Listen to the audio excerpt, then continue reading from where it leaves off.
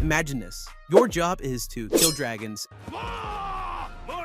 and your dad's a real warrior. What are you doing out? Get inside! But your arms look like twigs held together with string. You're Hiccup, the least Viking-y Viking in all of Burke. But somehow you make friends with the Night Fury and end up leading dragons into legend. Now that's a king. This is the entire story of how to train your dragon, and I think we should just dive on in. It all starts on the island of Burke, where dragons are a constant threat. For generations, Vikings have fought them, believing they're vicious beasts that need to be wiped out of existence. We're Vikings. We have stubbornness issues.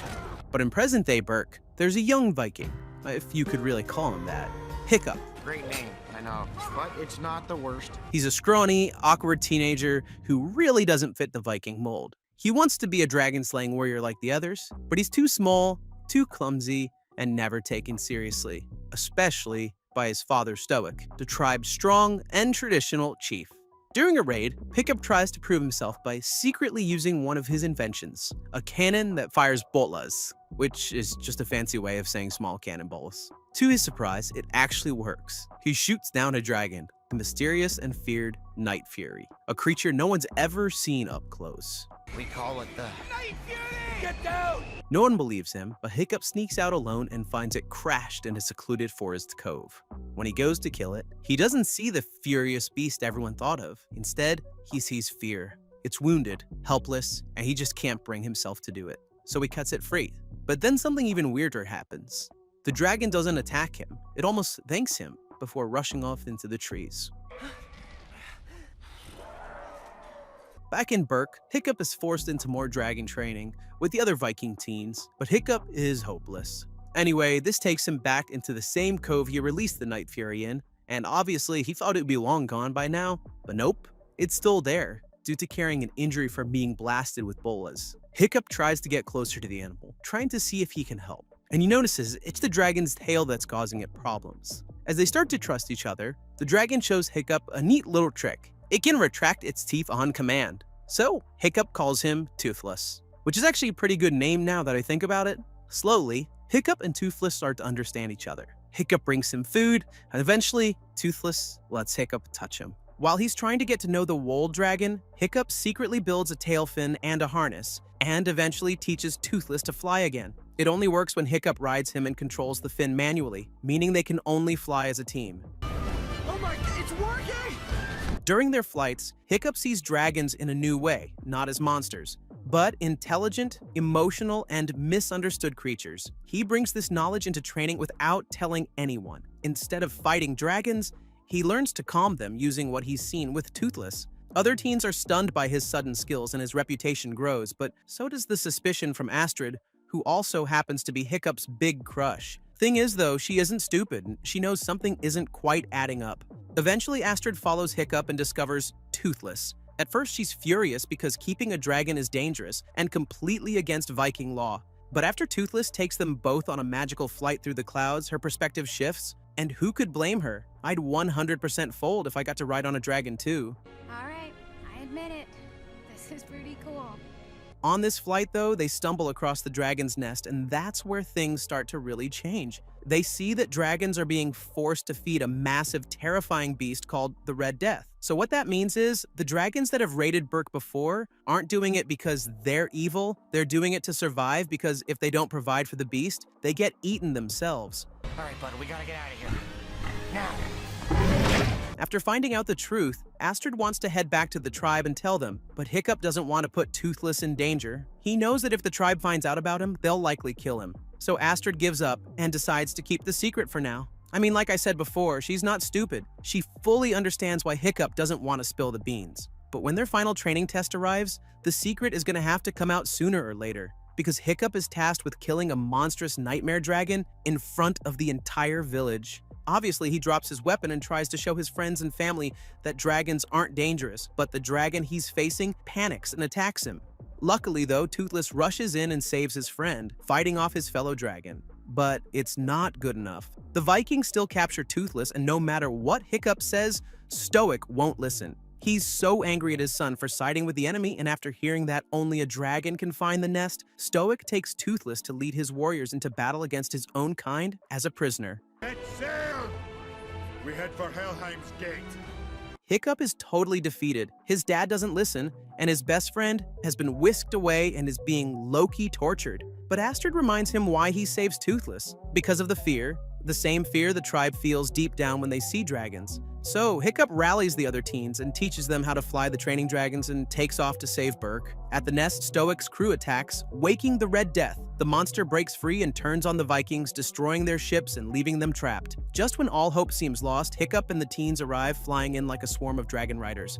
Hiccup saves Toothless from the wreckage, and together they lead the counterattack. Using speed and teamwork, the teens distract the Red Death while Hiccup and Toothless aim for its wings. As they climb into the clouds, the giant dragon chases them blindly.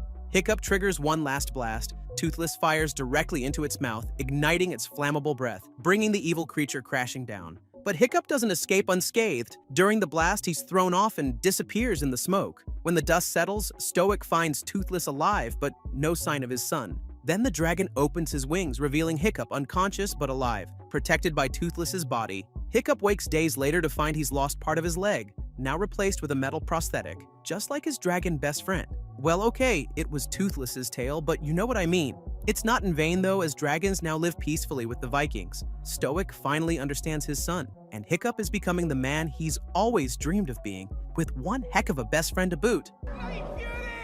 Right after the first movie, Hiccup steps into a brand new role as a young hero and teacher in the Riders of Burke series. He launches Burke's Dragon Training Academy, bringing together Astrid, Fishlegs, Snotlout, Roughnut, Toughnut, and of course, Toothless. Sorry to be name-heavy there, but you gotta know the cast. Their mission is simple but pretty tough. They've gotta teach Vikings to live with dragons and not just fight them. Dragons fill the skies, rooftops, and even the alleyways of Burke. Everywhere you look, one's sneezing fire into a stew pot or blocking the village paths with its wings. Their lessons cover dragon safety, feeding, flying, even how to understand different dragon moods. Training dragons isn't the only challenge, though, because Hiccup's team often heads out on missions beyond the village. They rescue lost dragons, recover stolen eggs, or calm down creatures lashing out in fear. New characters enter the picture too. Heather, a smart and mysterious girl washed ashore, quickly proves herself a loyal ally. She's sharp and not afraid to speak her mind. But not everyone is a friend. Raiders from the outcast tribe, led by the bitter and dangerous Alvin, start targeting dragons, hoping to break the bond between humans and their new winged friends.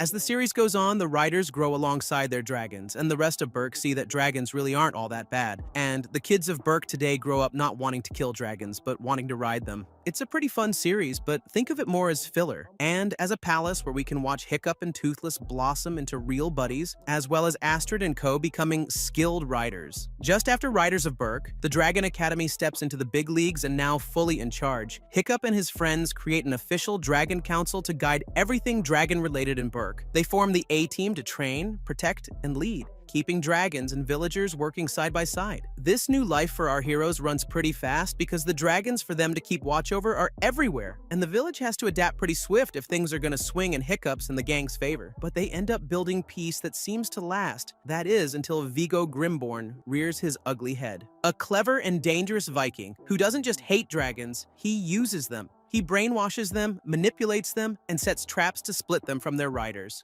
The riders stay one step ahead, though. They break dragons out of cages, stop plans to banish them, and expose Viggo's tricks one by one. Tense missions take them beyond Burke and into dark caves, across freezing cliffs, and into battles with dragons turned against their will. Meanwhile, the village keeps growing into this new way of life. Hiccup's team rescues orphaned hatchlings, tames wild dragons, and even builds patrol boats so riders can guard the skies more effectively. Each new mission strengthens the link between dragons and Vikings. By the season's end, Viggo's games fall apart. The riders expose his lies and defend what they've built, and Burke holds strong. It seems that the idea of dragons and Vikings living side by side is really taking flight. I apologize for that one. That then leads us into Race to the Edge, where Hiccup, now more confident yet still searching for purpose, leads Toothless and his team beyond Burke's shores in pursuit of ancient dragon lore. They stumble on the Dragon Eye, a mysterious orb packed with dragon secrets, and it unlocks maps to hidden islands teeming with dragons no one has seen before. As their base called Dragon's Edge takes shape, the riders become closer with each other and their dragons. Their peaceful discoveries are shattered by the arrival of dragon hunters, led first by that pesky Viggo and his brother Riker Grimborn, and later joined by Johan and Krogan. These hunters want to exploit dragons as weapons and merchandise, and their relentless attacks force Hiccup to grow as a leader and to question his own thoughts, I guess. As the hunters get hold of the Dragon Eye, Hiccup and his team must fight not only to protect dragons, but also to protect each other from betrayal and danger. Heather comes back into the fray with her dragon Windshear, and driven by revenge against Dagur for destroying her home, she tests the writer's trust. Hiccup senses something might be wrong, and through patient understanding, he helps Heather see value beyond vengeance. The Dagur I speak of is obviously Dagur the Deranged, and as some of you might know, during the course of this series, he kind of becomes an ally to the team after he saves Toothless. From there on out, he works with the riders to heal dragons and defend against the hunters. His bond with Hiccup evolves enough to the point the young warrior can probably say they're friends. Astrid starts as Hiccup's tough best friend, but soon becomes his right-hand rider. She trains new riders, leads missions, and never backs down, even when Stormfly is attacked. In the final stretch of episodes, the danger explodes when it's revealed that hunters are building dragon-proof forts and trap dragons by the dozen. The riders fight back, free dragons, and hit the enemy where it hurts. They win back the Dragon Eye and defend their home, making Burke a harder nut to crack when it comes to stealing dragons. Before we really find out how to train your dragon, why don't you give that subscribe button a little click so you never miss a recap of your favorite shows or characters? The next installment is actually set 5 years on from the events in the first film. Hiccup and Toothless have built a friendship that helped bridge Viking and Dragonkind, and now 20, Hiccup explores uncharted skies, mapping new territories alongside his dragon buddy. Looks like we found another one, bud. But back on Burke, his father Stoic reminds him it's time to prepare for leadership, and with that comes a lot of pressure for a young man, you know. It wasn't so long ago that he was a laughingstock of the entire place. Now he's nearly ready to become their leader. It's a lot. All those speeches and planning and running the village, that's his thing. So to unwind and just to forget about all that for a little while, he goes on an expedition through a burned forest with Astrid. But the peace and quiet he'd hoped for doesn't last long when they're ambushed by Dragon Trapped. They learn that Drago Bloodfist, you know, the ruthless warlord guy, well, it turns out he's enslaving dragons and hopes to create this insane army to become the most powerful being in all of the land. So Hiccup and Astrid rush off home to warn their family and friends of the literal oncoming storm. Stoic reveals he once faced Drago and barely escaped, so he starts fortifying the village against the looming threat. Hiccup, refusing to accept war, secretly takes Toothless and sets off to find Drago, hoping to negotiate peace. Instead, they discover an icy sanctuary ruled by an enormous ice-breathing alpha dragon known as the Bewilder Beast. There, Hiccup reunites with his mother Valka, long thought dead after being taken by a dragon as a child. Living among dragons, she quietly rescued and sheltered them near the alpha's nest. She never killed them and protected them from threats like Drago. I know they say like father, like son, but here it really is like mother, like son. Stoic and Gobber arrive and are stunned to see Valka alive. You're as beautiful as the day I lost you. Meanwhile, Astrid and the other dragon riders capture Eret, the leader of the ambushers from earlier, and make him lead them to Drago's fortress. Drago launches a brutal assault on the sanctuary, unleashing his Bewilder Beast. It kills Valka's Bewilder Beast, seizes the Alpha Roll, and uses its hypnotic roar to enslave all dragons nearby to Drago's will. Caught in the chaos, Hiccup pleads for peace, but Drago isn't having any of it because he blames dragons for his tribe's fall. He orders Toothless, now under the Alpha's control, to kill Hiccup. Stoic heroically dives between them and is killed by his son's best friend, which is so tragic considering the arc of Stoic, going from a serious dragon hater into someone who clearly had a soft spot for them in the end. Hiccup manages to pry Toothless away to protect him from doing any more damage, but really the damage is done, and now Drago sets his sights on Burke to pick up the pieces. Now it has no leader.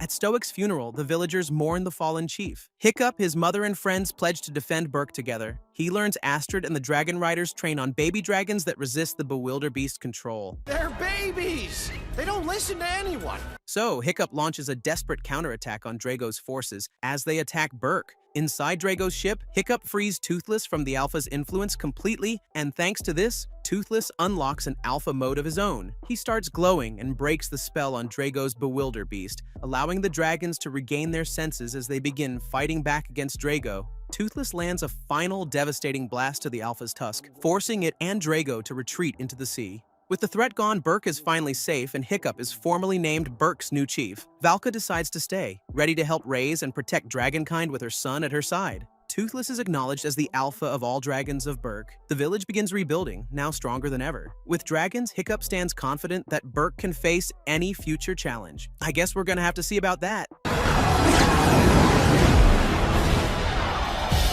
The next entry into the franchise actually comes only a year after the last film. With 12 months under his belt as chief, Hiccup is still rescuing dragons, still trying to make Burke a safe home for all of them. But there are too many dragons now and too many enemies watching.